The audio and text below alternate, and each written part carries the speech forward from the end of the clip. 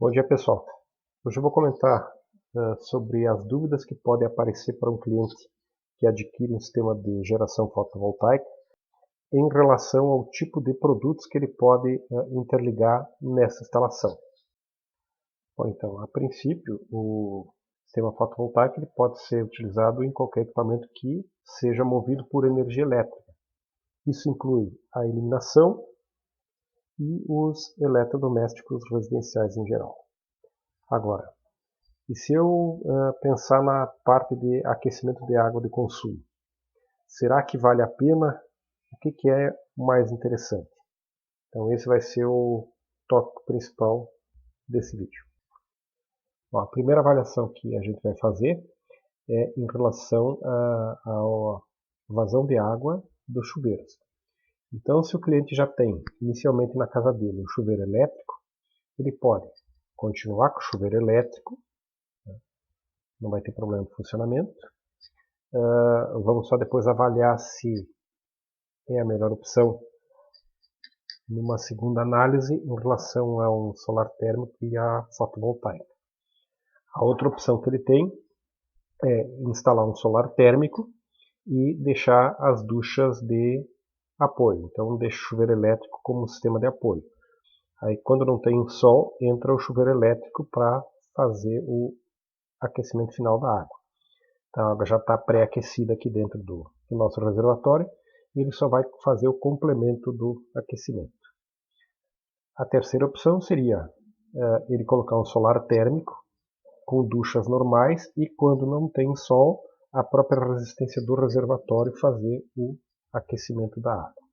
Acaba sendo uma solução mais cara do que com o chuveiro elétrico na ponta.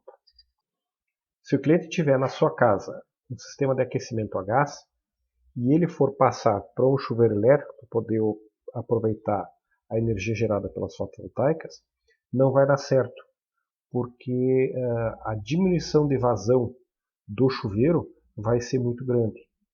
A gente pode contar que no inverno a diminuição vai ser em torno de 5 vezes. Então vai baixar muito o padrão da instalação e o cliente não vai gostar. Bom, algumas pessoas devem estar se perguntando por que esta situação aqui é aceitável e esta outra situação aqui não. Então a resposta é muito simples, porque esta situação aqui ela é muito melhor do que esta. E no momento que tu parte de uma coisa melhor para uma situação pior, o cliente não aceita. Fazendo uma analogia com o automóvel, seria a mesma coisa que tu ter um automóvel com direção, ar-condicionado, e partir para um sem direção hidráulica e sem ar-condicionado. O baixo padrão não é aceitável. Eu já atendi 2 ou 3 clientes com esse tipo de problema aqui na empresa. A outra opção é botar um solar térmico com aquele apoio nos chuveiros. Fica um pouco melhor do que o chuveiro elétrico, ainda fica abaixo da vazão do aquecedor a gás, porque a água vai passar pelo chuveiro elétrico. Poderia até ter usar a vazão mais alta do chuveiro elétrico, né? E ainda ter um padrão mais ou menos.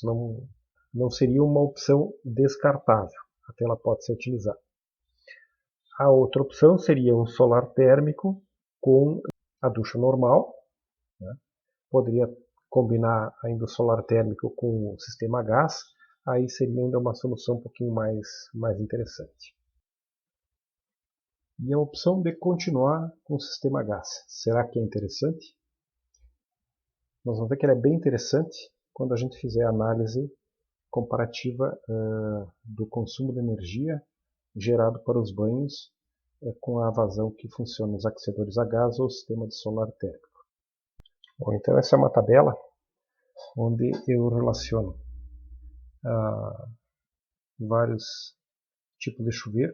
Então, chuveiro elétrico com 4.500 watts, chuveiro elétrico com 7.600, um boiler elétrico, aquecedor a gás e um solar térmico. estabeleci um padrão, que é o padrão dado para aquecedores a gás, que é com uma diferença de 20 graus de elevação na água por minuto. Então, um chuveiro de 4.500 consegue gerar, com essa elevação, 3,23 litros por minuto. Um chuveiro elétrico de 7.600, 5,59 litros por minuto. Um boiler elétrico, o aquecedor a gás solar térmico, vai depender sempre do chuveiro. Então, o aquecedor a gás eu consigo, no padrão da norma, uns 12 litros. Para ter uma noção, para chuveiros elétricos, a recomendação da norma é 6 litros por minuto. Então, com a classificação dos aquecedores, os chuveiros elétricos não atingem o valor que a norma recomenda. Então, considerando 4 pessoas, nós vamos ter aqui, com o chuveiro elétrico de 4.500 watts, um consumo de 90 kW mês de energia, com de 7.600, 156. E aí, se nós temos vazões mais altas, né, por exemplo, se tivesse um boiler elétrico, eu tenho 335 kW. Né. Com o aquecedor a gás, eu teria 30,61 kg de GLP. Aqui é interessante a gente observar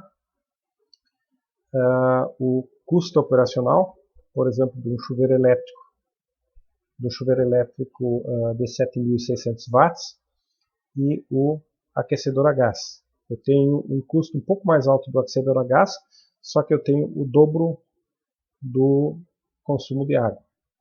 Então, se eu botar o chuveiro a gás para 8 litros por minuto, eu vou ter mais água do que o chuveiro elétrico e vou ter um custo de operação um pouquinho mais baixo.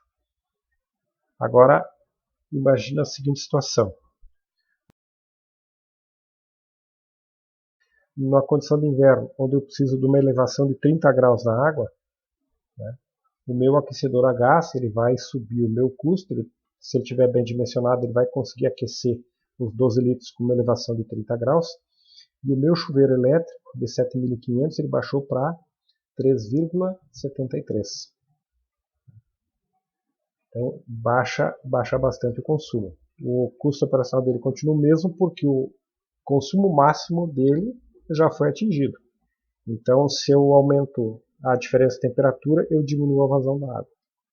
E nisso eu tenho a perda de qualidade do banho. Então, se a gente pensar nesse aspecto aqui, nesta comparação, com 20 graus de elevação, e se eu tiver um aquecedor com 8 litros por minuto, coisa que o meu chuveiro elétrico não vai dar, eu vou ter um custo de operação um pouquinho menor. Muitas vezes vale a pena, em função da qualidade, eu manter o meu chuveiro a gás. Bom, então estabelecendo uma comparação entre os coletores, se eu precisar fornecer o consumo de um mês para um chuveiro elétrico de 7.500 watts, eu vou precisar aproximadamente de 4 coletores de 335 watts. Se eu tiver um solar térmico nessa condição, que eu preciso de 335 kW mês, eu consigo suprir com folga com um coletor de 30, que me dá 392,8 kW em um mês. Se eu faço daí uma comparação entre os coletores, eu vou precisar de praticamente 10 coletores de 335 watts para gerar a quantidade de energia de um coletor de 30 tubos.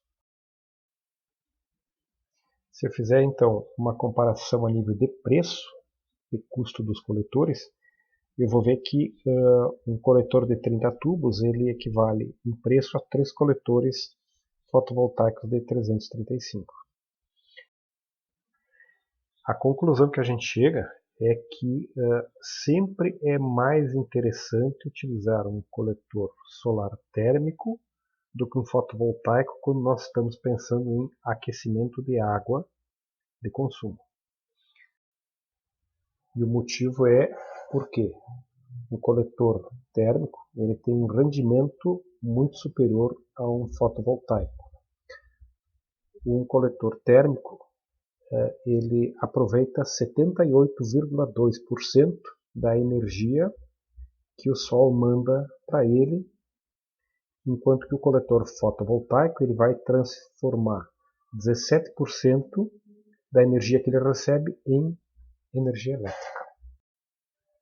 Então, nesse caso, o coletor solar térmico ele aproveita mais de 4 vezes e meia a energia que o Sol manda. Pessoal, espero que tenham gostado do vídeo e fica aqui o nosso contato para eventual dúvida que queiram tirar. Obrigado, até uma próxima.